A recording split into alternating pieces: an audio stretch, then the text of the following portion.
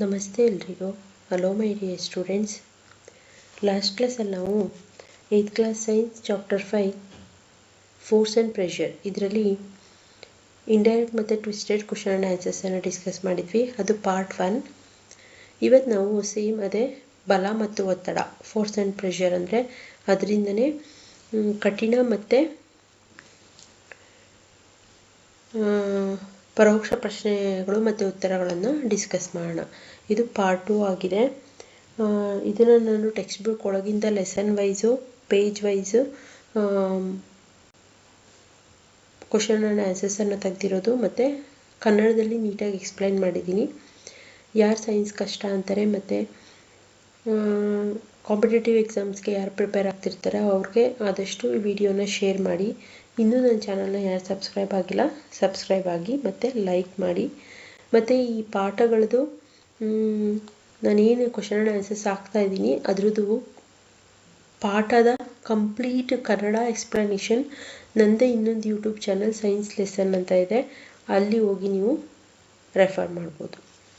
Let's start the class. The first question, how the direction of motion work, give example ಅಂತ ಇದೆ. ಹಾಗಂದ್ರೆ ಏನರ್ಥ? ಚಲನೆಯ ದಿಕ್ಕು ಹೇಗೆ ಕೆಲಸ ಮಾಡುತ್ತದೆ, ಉದಾಹರಣೆ ಕೊಡಿ. Direction of motion work, how the direction of motion work, give example ಅಂತ ಇದೆ. ಅಂದರೆ ಚಲನೆಯ ದಿಕ್ಕು ಹೇಗೆ ಕೆಲಸ ಮಾಡುತ್ತದೆ, ಉದಾಹರಣೆ ಕೊಡಿ ಅಂತ ಇದೆ. ಇಲ್ಲಿ ಪಿಕ್ಚರ್ಸನ್ನು ನಾನು ಹಾಕಿದ್ದೀನಿ ನೋಡಿ. ಚಲನೆ ಅಂದರೆ ನಾವು ಒಂದು ವಸ್ತುವನ್ನು ಚಲಿಸಿದ್ರೆ ಅಥವಾ ನಾವೇ ಚಲನೆ ಮಾಡಿದ್ರೆ, ಮೂವ್ ಆದರೆ ನಮ್ಮ ದಿಕ್ಕು ಒಂದೇ ದಿಕ್ಕಿನಲ್ಲಿ ಇರೋದಿಲ್ಲ, ಅದು ಚೇಂಜ್ ಆಗ್ತಾ ಇರುತ್ತೆ. ರೈಟು ಲೆಫ್ಟು ಅಪ್ಪು ಡೌನು ಆ ರೀತಿಯಲ್ಲಿ. ಇಲ್ಲೂ ಹಾಗೆಯೇ ನೋಡಿ, ಈ ವ್ಯಕ್ತಿ ಚಲಿಸ್ತಾ ಇದ್ದಾರೆ ಅಂದರೆ ಈ ರೈಟ್ ಸೈಡ್ಗೆ ಬರ್ತಾ ಇದ್ದಾರೆ. ಇಲ್ಲೂ ಅಷ್ಟೇ, ಈ ವ್ಯಕ್ತಿ ಸ್ಟ್ರೈಟಾಗಿ ಹೋಗ್ತಾ ಇದ್ದಾರೆ. ಇಲ್ಲಿ ಮತ್ತೆ ಅವರು ಲೆಫ್ಟ್ ಸೈಡ್ಗೆ ಹೋಗ್ತಾ ಇದ್ದಾರೆ. ಇಲ್ಲೂ ಅಷ್ಟೇ, ಚೇಂಜಿಂಗ್ ಡೈರೆಕ್ಷನ್. ಇಲ್ಲಿ ಕಾರು ಈಗ ಸ್ಟ್ರೈಟಾಗಿ ಹೋಗಿ ಮತ್ತೆ ಏನಾಯಿತು, ಡೌನ್ಗೆ ಬಂತು.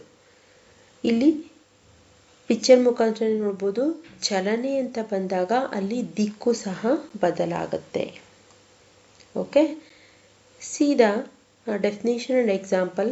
The direction of motion in either the speed of an object or its direction of motion or both is applied. ಅದನ್ನೇ ಹೇಳ್ತಾ ಇದ್ದಾರೆ.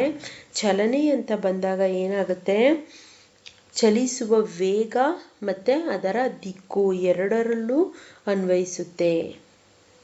ಚಲನೆಯ ದಿಕ್ಕು ವಸ್ತುವಿನ ವೇಗ ಅಥವಾ ಚಲನೆಯ ದಿಕ್ಕು ಎರಡನ್ನು, ಒಂದು ನಾವು ಮೂವ್ ಆಗ್ತಾ ಇದ್ದೀವಿ, ಚಲಿಸ್ತಾ ಇದ್ದೀವಿ ಅಂತ ಅಂದರೆ ನಾವು ಯಾವ ಸ್ಪೀಡ್ನಲ್ಲಿ ಹೋಗ್ತೀವಿ ಅದು ಅನ್ವಯ ಆಗುತ್ತೆ, ಮತ್ತು ಯಾವ ದಿಕ್ಕಿನಲ್ಲಿ ಹೋಗ್ತೀವಿ ಅದು.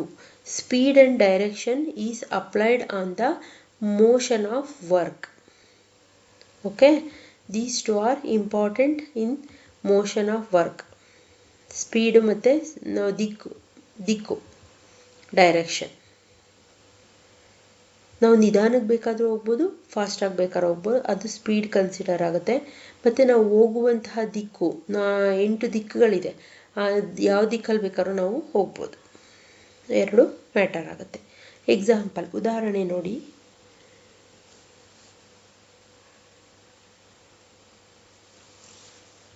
Example, the speed and the direction of the moving ball change due to the application of force.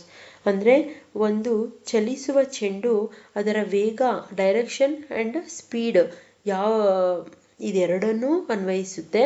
Due to the application of force ಅಂದರೆ ನಾವು ಎಷ್ಟು ಬಲವನ್ನು ಪ್ರಯೋಗಿಸಿ ಆ ಚೆಂಡನ್ನು ಎಸಿತೀವಿ ಅದರ ಆಧಾರದ ಮೇಲೆ ಅದರ ವೇಗ ಮತ್ತು ದಿಕ್ಕು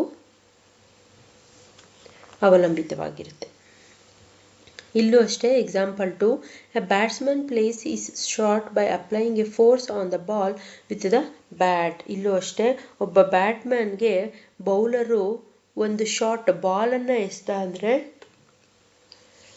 ಅಲ್ಲಿ ಏನು ಆ ಚೆಂಡಿನ ಮೇಲೆ ಎಷ್ಟು ಬಲವನ್ನು ಪ್ರಯೋಗ ಮಾಡ್ತಾನೆ ಅನ್ನೋದು ಅವಲಂಬಿತವಾಗಿರುತ್ತೆ. ಇದೆರಡು ಉದಾಹರಣೆ.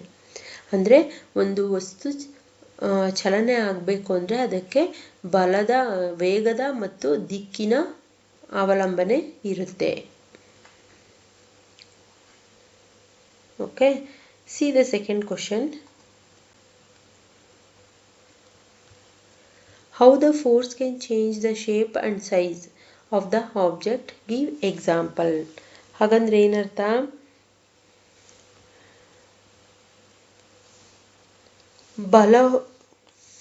ವಸ್ತುವಿನ ಬಲವು ಅದರ ಆಕಾರ ಮತ್ತು ಗಾತ್ರವನ್ನು ಹೇಗೆ ಬದಲಾಯಿಸುತ್ತದೆ? ಉದಾಹರಣೆ ಕೊಡಿ. ಅಂದರೆ ನಾವು ಒಂದು ವಸ್ತುವಿನ ಮೇಲೆ ಬಲ ಪ್ರಯೋಗ ಮಾಡ್ತೀವಿ ಅಂದರೆ ಅದರ ಗಾತ್ರನೂ ಚೇಂಜ್ ಆಗುತ್ತೆ ಮತ್ತು ಅದರ ಆಕಾರವೂ ಸಹ ಚೇಂಜ್ ಆಗುತ್ತೆ. ಹೇಗೆ?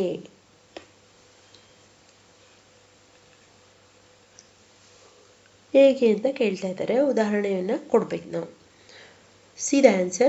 Force can change object shape and size by applying pressure, stretching or bending it. ಅಂದರೆ ಬಲ ಪ್ರಯೋಗ ಮಾಡಬೇಕಾದ್ರೆ ಬಲವು ಒತ್ತಡವನ್ನು ಅನ್ವಯಿಸುವ ಮೂಲಕ ಆ ಬಲ ಪ್ರಯೋಗ ಮಾಡಿದಾಗ ನಾವು ಯಾವುದಾದ್ರೂ ಒಂದು ವಸ್ತುವಿನ ಮೇಲೆ force can change the object, ಬಲದಿಂದ ವಸ್ತುವಿನ ಗಾತ್ರ, ಶೇಪ್, ಅದರ ಆಕಾರ ಬದಲಾಗುತ್ತೆ. ಸೈಜ್ ಅಂದರೆ ಗಾತ್ರ ಬದಲಾಗುತ್ತೆ. ಏನು ಮಾಡ್ತೀವಿ ನಾವು? ಬೈ ಅಪ್ಲೈಯಿಂಗ್ ಪ್ರೆಷರ್, ಒತ್ತಡವನ್ನು ಇರ್ತೀವಿ, ಅದನ್ನು ಸ್ಟ್ರೆಚಬಲ್ ಅಂದರೆ ಏನು? ಅದನ್ನು ನಾವು ಬಗ್ಗಿಸ್ಬೋದು ಅಥವಾ ಬೆಂಡಿಂಗ್, ಅದರ ಪುಷ್ಟಿಗೊಳಿಸ್ಬೋದು. ಸ್ಟ್ರೆಚಿಂಗ್ ಅಂದರೆ ಪುಷ್ಟಿಗೊಳಿಸೋದು, ಬೆಂಡಿಂಗ್ ಅಂದರೆ ಬಗ್ಗಿಸೋದು. ಆ ವಸ್ತುವನ್ನು ನಾವು ಬಗ್ಗಿಸ್ಬೋದು, ಸ್ಟ್ರೆಚ್ ಮಾಡ್ಬೋದು, ಎಳಿಬೋದು. ಇವೆಲ್ಲವುದರಿಂದ ಅದರ ಆಕಾರ ಮತ್ತು ಗಾತ್ರ ಬದಲಾಗುತ್ತೆ. ಎಫೆಕ್ಟ್ಸ್ ಆಫ್ ಫೋರ್ಸ್ ಅಂದರೆ ಬಲದಿಂದ ಉಂಟಾಗುವ ಪರಿಣಾಮಗಳು ಏನಾಗುತ್ತೆ ಇಲ್ಲಿ ನೋಡಿ. Force can change the shape and size of an object. ಬಲದಿಂದ ಅದರ ಆಕಾರ ಮತ್ತು ಗಾತ್ರ ಬದಲಾಗುತ್ತೆ. ಇಲ್ಲಿ ನೋಡಿ ಉದಾಹರಣೆ. ನಾವು ಈ ಸ್ಪ್ರಿಂಗನ್ನು ಚಿಕ್ಕದಾಗಿತ್ತಿದ್ದು ಸ್ಪ್ರಿಂಗ್ ಎಳಿತಾ ಇದ್ದಾರೆ, ಸ್ಟ್ರೆಚ್ ಮಾಡ್ತಾ ಇದ್ದಾರೆ. ಸ್ಟ್ರೆಚಬಲ್, ನಾನು ಈಗ ಹೇಳಿದ್ನಲ್ಲ ಸ್ಟ್ರೆಚಿಂಗ್, ಓಕೆನಾ? ಸ್ಟ್ರೆಚ್ ಆಗ್ಬೋದು. ಅದೇ ಥರ ಮೆಟಲ್ ರಾಡ್, ಇದನ್ನು ಬೆಂಡ್ ಮಾಡ್ತಾ ಇದ್ದಾರೆ, ಬಗ್ಗಿಸ್ತಾ ಇದ್ದಾರೆ. ಸ್ಟ್ರೈಟ್ ಆಗಿದ್ದ ಮೆಟಲ್ ರಾಡ್ನ ಬಗ್ಗಿಸ್ತಾ ಇದ್ದಾರೆ. ಅದೇ ಥರ ಇಲ್ಲಿ ಎಂಟಿ ಕ್ಯಾನ್, ಇದ್ರದ್ದು ಎಂಟಿ ಕ್ಯಾನ್ ಖಾಲಿ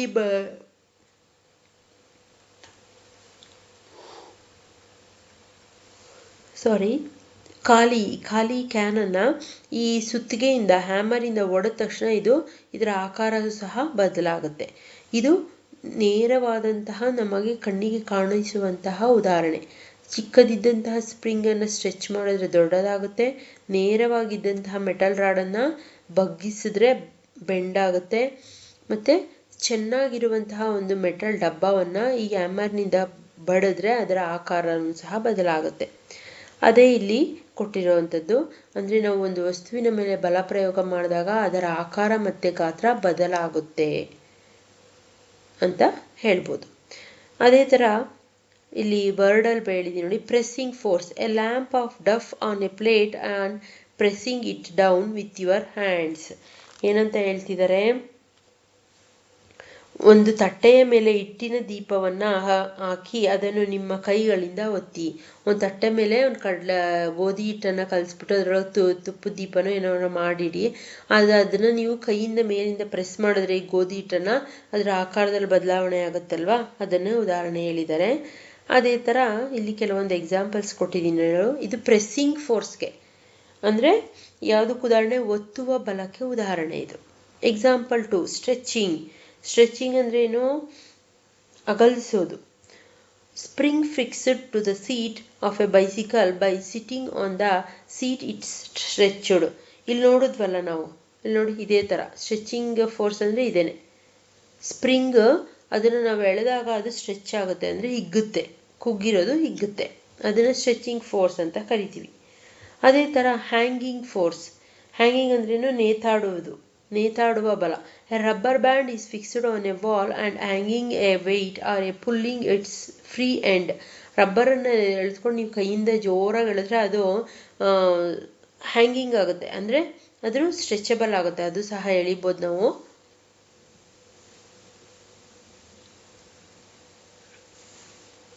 ಅದು ಉದಾಹರಣೆ ಹ್ಯಾಂಗಿಂಗ್ ಫೋರ್ಸ್ಗೆ. ಅದೇ ಥರ 4th one, pressure between the things.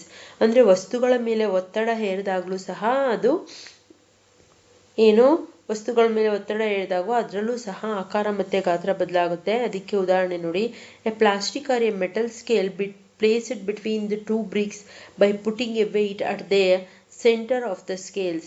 ಏನು ಹೇಳ್ತಿದ್ದಾರೆ ಅವರು, ಎರಡು ಇಟ್ಟಿಗೆಗಳ ಮೇಲೆ ಪ್ಲಾಸ್ಟಿಕ್ದು ಅಥವಾ ಯಾವುದಾದ್ರೂ ಲೋಹದ ಒಂದು ಸ್ಕೇಲನ್ನು ಇಟ್ಟು ಅದರ ಮೇಲೆ ಭಾರವನ್ನು ಬಿಡಿ,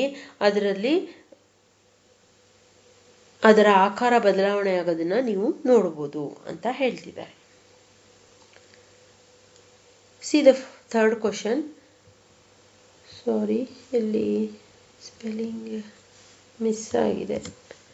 right the applications or how the muscular force used in our daily life, give examples ಅಂತ ಇದೆ. ಹಾಗಂದ್ರೆ ಏನರ್ಥ, ನಮ್ಮ ದೈನಂದಿನ ಜೀವನದಲ್ಲಿ ಸ್ನಾಯು ಬಲವನ್ನು ಹೇಗೆ ಉಪಯೋಗಿಸಲ್ಪಡುತ್ತೇವೆ, ಉದಾಹರಣೆ ಕೊಡಿ. ದೈನಂದಿನ ಜೀವನದಲ್ಲಿ ನಮ್ಮ ಸ್ನಾಯು ಬಲ ಹೇಗೆ ಉಪಯೋಗಕ್ಕೆ ಬರುತ್ತೆ ಅಂತ. See the answer. ಇಲ್ಲಿ ಕೆಲವೊಂದು ಎಕ್ಸಾಂಪಲ್ಸ್ ಅನ್ನ ಪಿಕ್ಚರ್ಸ್ ಅಲ್ಲಿ ಕೊಟ್ಟಿದ್ದಾರೆ. A force resulting due to the action of muscles is known as the muscular force.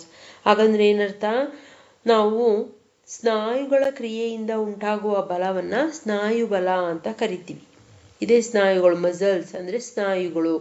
ನಮ್ಮ ಕೈಗಳಲ್ಲಿ, ಕಾಲ್ಗಳಲ್ಲಿ, ಬಾಡಿನಲ್ಲಿ ಸ್ನಾಯುಗಳಿರುತ್ತೆ, ಮಸಲ್ಸ್ ಇರುತ್ತೆ.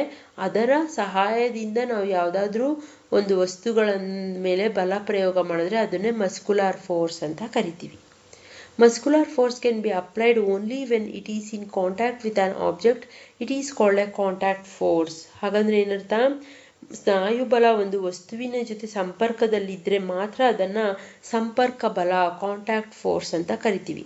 ಅಂದ್ರೆ ಒಂದು ವಸ್ತುವನ್ನ ನಾವು ತಳ್ಳಬೇಕು ಅಂದ್ರೆ ಅದನ್ನ ಹಿಡ್ಕೊಂಡೇ ತಳ್ಳಬೇಕು. ನಮ್ಮ ಸ್ನಾಯುಗಳನ್ನ ಉಪಯೋಗಿಸಿ ನಾವು ಬಲ ಪ್ರಯೋಗ ಮಾಡಬೇಕು. ಆ ರೀತಿ ಬಲ ಪ್ರಯೋಗ ಮಾಡಿದ್ರೆ ಅದನ್ನ ಕಾಂಟ್ಯಾಕ್ಟ್ ಫೋರ್ಸ್ ಅಂತ ಕರಿತೀವಿ.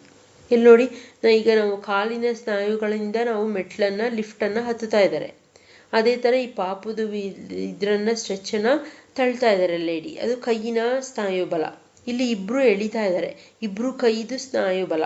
ಇಲ್ಲಿ ಮಗುವನ್ನ ಲಿಫ್ಟ್ ಮಾಡಿದ್ದಾರೆ, ಕ್ಯಾರಿ ಮಾಡ್ಕೊಂಡು ಹೋಗ್ತಾ ಇದ್ದಾರೆ, ಇಲ್ಲೂ ಅವ್ರದ್ದು ಕೈ ಮತ್ತು ತೋಳಿನ ಬಲ. ಇವೆಲ್ಲವೂ ಏನು ಮಸ್ಕ್ಯುಲರ್ ಫೋರ್ಸ್ಗೆ ಉದಾಹರಣೆ ಆಗುತ್ತೆ. ಅದೇ ಥರ ಕೆಳಗೆ ಕೆಲವೊಂದು ಉದಾಹರಣೆಗಳನ್ನು ಕೊಟ್ಟಿದೆ ನೋಡಿ. Pushing a heavy box or a door. ಹಾಗಂದ್ರೆ ಏನರ್ಥ, ಭಾರವಾದ ಪೆಟ್ಟಿಗೆಗಳನ್ನು ಅಥವಾ ಬಾಗಿಲನ್ನು ತಳ್ಳುವುದು. ಯಾವುದರಿಂದ? ಕೈಯಿಂದ ತಳ್ಳಿದ್ರೆ ನೀವು, ಅದು ಮಸ್ಕ್ಯುಲರ್ ಫೋರ್ಸ್ ಆಗುತ್ತೆ. Lifting a bag or a carrying a luggage. ಚೀಲವನ್ನು ಎತ್ತುವುದು ಅಥವಾ ಸಾಮಾನುಗಳನ್ನು ಎತ್ಕೊಂಡು ಹೋಗೋದು. ಯಾವುದ್ರಲ್ಲಿ? ಕೈಯಲ್ಲಿ ಎತ್ಕೊಂಡು ಹೋಗ್ತೀವಲ್ವಾ ಬ್ಯಾಗ್ಗಳನ್ನು, ಅದು ಸಹ ಸ್ನಾಯು ಬಲಕ್ಕೆ ಉದಾಹರಣೆ. Walking, running R jumping. ನಾವು ವಾಕ್ ಮಾಡೋದು, ಕಾಲಿಂದ ವಾಕ್ ಮಾಡ್ತೀವಲ್ವಾ, ಅದು ಕಾಲಿನ ಸ್ನಾಯು ಬಲ. ರನ್, ಅದು ಕಾಲಿಗೆ ಬರುತ್ತೆ. ಜಂಪಿಂಗ್, ಇದು ಎಲ್ಲ ಏನು ಸ್ನಾಯು ಬಲಕ್ಕೆ ಉದಾಹರಣೆ ಆಗುತ್ತೆ. ಓಕೆನಾ? Cutting vegetables with a knife or hand. ಈಗ ನಾವು ಕೆಲವೊಂದು ತರಕಾರಿಗಳನ್ನು, ಬೀನ್ಸ್, ಅದನ್ನೆಲ್ಲ ಕೈಯಲ್ಲೇ ಕಟ್ ಮಾಡ್ಬೋದು, ನಾವು ಮುರಿಬೋದು. ಅದಕ್ಕೆ ಹ್ಯಾಂಡ್ ಅಂತ ಬರೆದಿದ್ದೀನಿ. ಚಾಕುವಿನಿಂದ ಅಥವಾ ಕೈಯಿಂದ ತರಕಾರಿಗಳನ್ನು ಕಟ್ ಮಾಡೋದು ಸಹ ಸ್ನಾಯು ಬಲಕ್ಕೆ ಉದಾಹರಣೆ ಆಗುತ್ತೆ. Squeezing A sponge ball. Sponge ball ಅಂದರೆ ಸ್ಕ್ವೀಸ್ ಮಾಡೋದು, ಅಂದರೆ ಜೋರಾಗಿ ಪ್ರೆಸ್ ಮಾಡೋದು. ಕೈಯಲ್ಲಿ ಪ್ರೆಸ್ ಮಾಡ್ತೀವಲ್ವ ಸ್ಪಾಂಜ್ ಬಾಲ್ನ, ಇವಾಗ ಡಿಪ್ರೆಷನ್, ಟೆನ್ಷನ್ ಫ್ರೀ ಮಾಡೋದಕ್ಕೆ ಟೆನ್ಷನ್ ಫ್ರೀ ಬಾಲ್ ಬಂದಿದೆ, ಅದನ್ನು ಸ್ಕ್ವೀಸ್ ಮಾಡ್ತಾ ಇರ್ತಾರೆ. ಅದು ಸಹ ಏನು ಸ್ನಾಯು ಬಲಕ್ಕೆ ಉದಾಹರಣೆ ಆಗುತ್ತೆ. Pedalling a bicycle. ಸೈಕಲನ್ನು ತುಳಿಯುವುದು, ಅದು ಸಹ ಸ್ನಾಯು ಬಲಕ್ಕೆ ಉದಾಹರಣೆ ಆಗುತ್ತೆ. See the fourth question. How many types of contact forces are there? Name the types of forces. ಸಂಪರ್ಕ ಬಲಗಳಲ್ಲಿ ಎಷ್ಟು ವಿಧಗಳಿವೆ? ಆ ಬಲಗಳ ಪ್ರಕಾರಗಳನ್ನು ತಿಳಿಸಿ. ನಾನು ಲಾಸ್ಟ್ ಕ್ವಶನಲ್ಲಿ ಹೇಳಿದೆ, ಒಂದು ವಸ್ತುವಿಗೂ ಮತ್ತು ನಮಗೂ ಸಂಪರ್ಕವಿದ್ದರೆ ಅದನ್ನು ಕಾಂಟ್ಯಾಕ್ಟ್ ಫೋರ್ಸ್ ಅಂತ ಕರಿತೀವಿ. ಆ ವಸ್ತುವಿನ ಮೇಲೆ ನಾವು ಬಲ ಪ್ರಯೋಗ ಮಾಡಿದ್ರೆ ಅದನ್ನೇ ನಾವು ಸಂಪರ್ಕ ಬಲ ಅಂತ ಕರಿತೀವಿ ಅಂತ ಹೇಳಿದೆ. ಆದರೆ ಸಂಪರ್ಕ ಬಲದಲ್ಲಿ ಎಷ್ಟು ವಿಧ ಇದೆ, ಅದು ಯಾವ್ಯಾವುದು ಅಂತ ಕೇಳ್ತಿದ್ದಾರೆ. ಇಲ್ಲಿ there are 2 types of contact force. ಸಂಪರ್ಕ ಬಲದಲ್ಲಿ 2 ರೀತಿಯ ಸಂಪರ್ಕ ಬಲಗಳಿವೆ. ಒಂದು ಮಸ್ಕ್ಯುಲರ್ ಫೋರ್ಸ್, ಎರಡನೇದು ಫ್ರಿಕ್ಷನ್ ಫೋರ್ಸ್. ಸ್ನಾಯು ಬಲ, ಘರ್ಷಣೆ ಬಲ. ಮಸ್ಕ್ಯುಲರ್ ಅಂದರೆ ಸ್ನಾಯು ಬಲ, ಫೋರ್ಸ್ ಅಂದರೆ ಬಲ. ಫ್ರಿಕ್ಷನ್ ಅಂದರೆ ಘರ್ಷಣೆ, ಫೋರ್ಸ್ ಅಂದರೆ ಬಲ. ಫ್ರಿಕ್ಷನ್ ಫೋರ್ಸ್ ಘರ್ಷಣೆ ಬಲ, ಮಸ್ಕ್ಯುಲರ್ ಫೋರ್ಸ್ ಸ್ನಾಯು ಬಲ. ಎರಡೂ ರೀತಿಯ ಕಾಂಟ್ಯಾಕ್ಟ್ ಫೋರ್ಸಸ್ ಇದೆ, ಅದು ಮಸ್ಕುಲಾರ್ ಮತ್ತು friction force. C the fifth question. Write the application or how the friction force used in our daily life. Give example ಅಂತ ಕೇಳಿದ್ದಾರೆ. ಹಾಗಂದ್ರೆ ಏನರ್ಥ?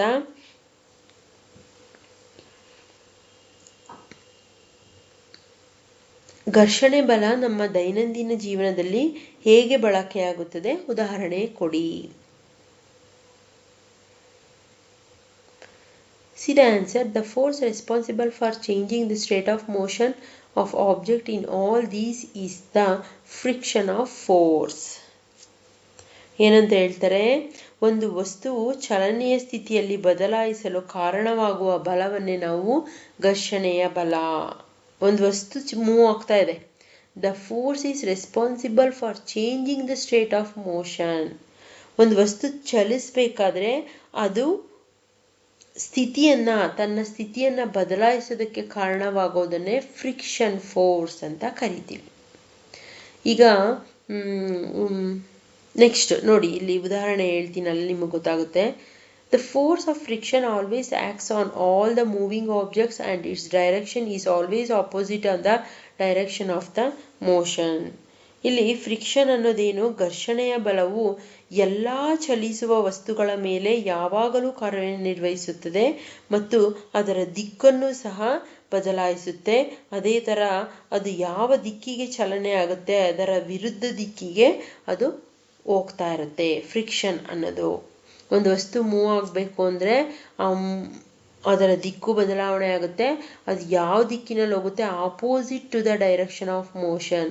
ಆ ದಿಕ್ಕಿನ ವಿರುದ್ಧವಾಗಿ ಚಲಿಸಿದ್ರೆ ಅದನ್ನೇ ನಾವು ಫ್ರಿಕ್ಷನ್ ಫೋರ್ಸ್, ಘರ್ಷಣೆಯ ಬಲ ಅಂತ ಕರಿತೀವಿ. Since the force of friction arises due to the contact between the surface, it is also called the contact force. ಹಾಗಂದ್ರೆ ಏನರ್ಥ? ಮೇಲ್ಮೈ ನಡುವಿನ ಸಂಪರ್ಕದಿಂದ ಘರ್ಷಣೆಯ ಬಲ ಉದ್ಭವಿಸುತ್ತದೆ. ಇದನ್ನೇ ನಾವು ಸಂಪರ್ಕ ಬಲ ಅಂತ ಕರಿತೀವಿ. ಮೇಲ್ಮೈ ಅಂದರೆ ಔಟರ್ ಸರ್ಫೇಸ್ ಏನೋ ಅದರ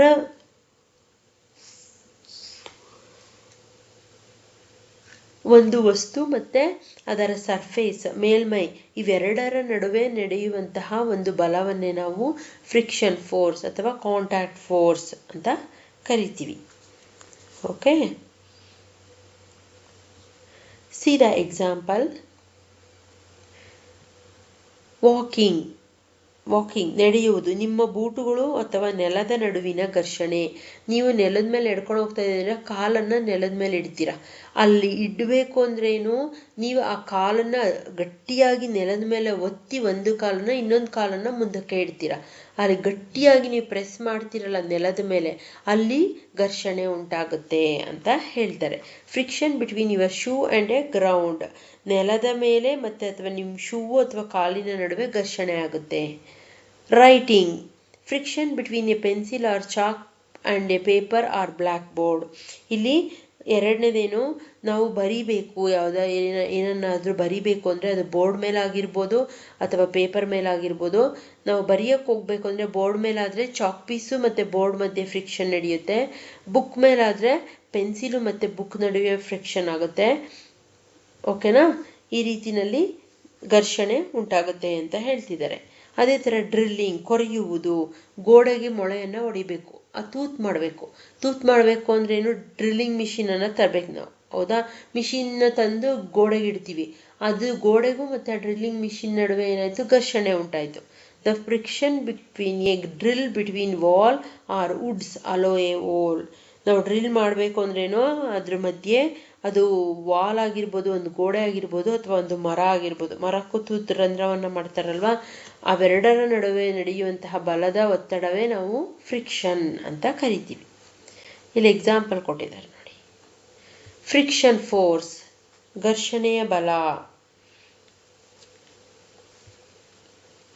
ಇಲ್ಲಿ ಮೂವ್ ಆಗ್ತಾ ಇದೆ ಬಾಕ್ಸ್, ಇಲ್ಲಿ ತಳ್ತಾ ಇದ್ದಾರೆ. ಆಗ ನೆಲ ಮತ್ತೆ ಬಾಕ್ಸ್ ಇವೆರಡರ ಮಧ್ಯೆ ಏನಾಯಿತು? ಫ್ರಿಕ್ಷನ್, ಘರ್ಷಣೆ ಉಂಟಾಗಿ ಆ ವಸ್ತು ಮೂವ್ ಆಗ್ತಾ ಇದೆ. ಪುಷಿಂಗ್ ಫೋರ್ಸ್, ಈ ಕಡೆಗೆ ತಳ್ತಾ ಇದ್ದಾರೆ. ಇಲ್ಲಿ ಮೋಷನ್ ಅಂದರೆ ಮೂವ್ ಆಗ್ತಾ ಇದೆ, ಚಲಿಸ್ತಾ ಇದೆ.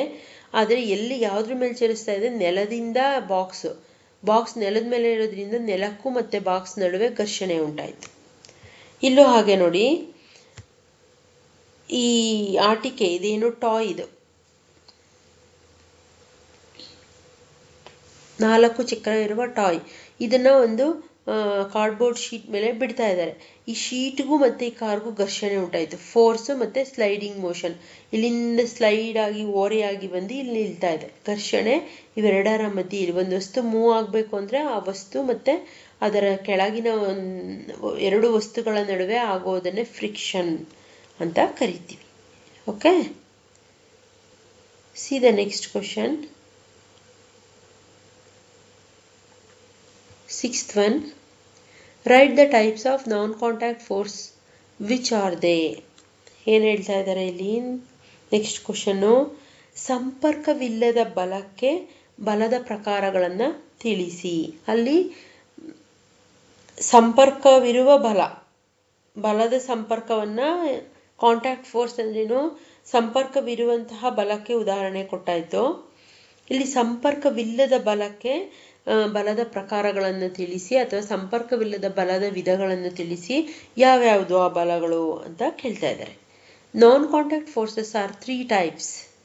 ಸಂಪರ್ಕವಿಲ್ಲದೆ ಬಲ ಪ್ರಯೋಗ ಆಗುತ್ತೆ ಎಲ್ಲ ವಸ್ತುಗಳ ಮೇಲೆ, ಆದರೆ ಕೆಲವೊಂದು ಸಂಪರ್ಕದಿಂದ ಆಗುತ್ತೆ, ಕೆಲವೊಂದು ಸಂಪರ್ಕವಿಲ್ಲದೆ ಆಗುತ್ತೆ. ಅದನ್ನ ಇಲ್ಲಿ ಮೆನ್ಷನ್ ಮಾಡ್ತಾ ಇದ್ದಾರೆ. Non contact forces are 3 types. They are, okay, non contact forces are 3 types. ಸಂಪರ್ಕವಿಲ್ಲದ ಬಲದಲ್ಲಿ 3 ವಿಧಗಳಿದೆ. ಅದು ಯಾವುದಾದಪ್ಪ ಅಂದರೆ,